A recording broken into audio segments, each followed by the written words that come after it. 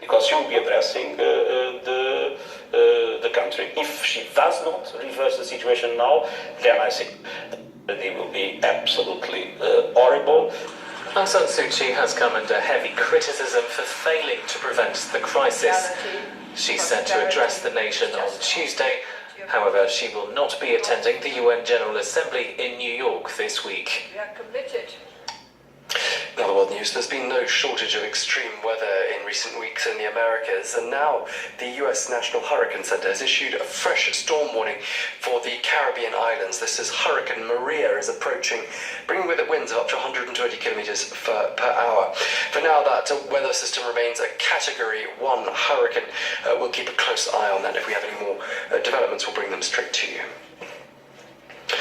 For a third straight day now, there have been protests in the city of St. Louis, Missouri. Protests which are largely peaceful to begin with, but which on Friday and Saturday turned violent during the night, leaving a trail of damage behind them. Well, the unrest began when a judge acquitted a white former police officer in the city for his part in the fatal shooting of a black male back in 2011. Well, this is just one of a number of high-profile cases in recent years there in the US in which a white officer has killed a black suspect. Earlier on, I asked France 24's Philip Crowther in Washington what it is about this particular case that's caused quite so much controversy.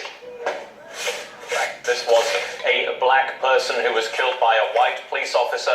That is something we've heard of so many times here in the United States over recent years. In this case, this was a white police officer who happened upon what he thought was a drug deal. Then there was a car chase that involved a police car and that police officer on board, and eventually that deadly shooting of the suspect. Now, according to the police officer, the suspect had a gun on him and he saw him with it. The prosecution, though, alleges that this gun was actually planted in that escape car driven by the suspect, and indeed the police officer's DNA was found on that gun and the suspect's was not.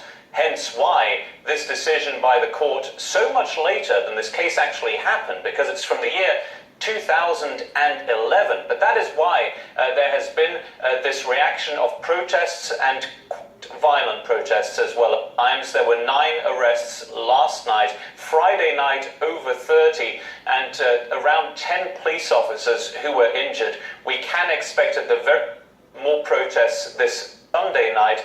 They turn violent, and what's interesting about these is that protesters are trying to take their case out of black neighborhoods and taking them to the suburbs of St. Louis, to traditionally white areas, to be able to get their case across.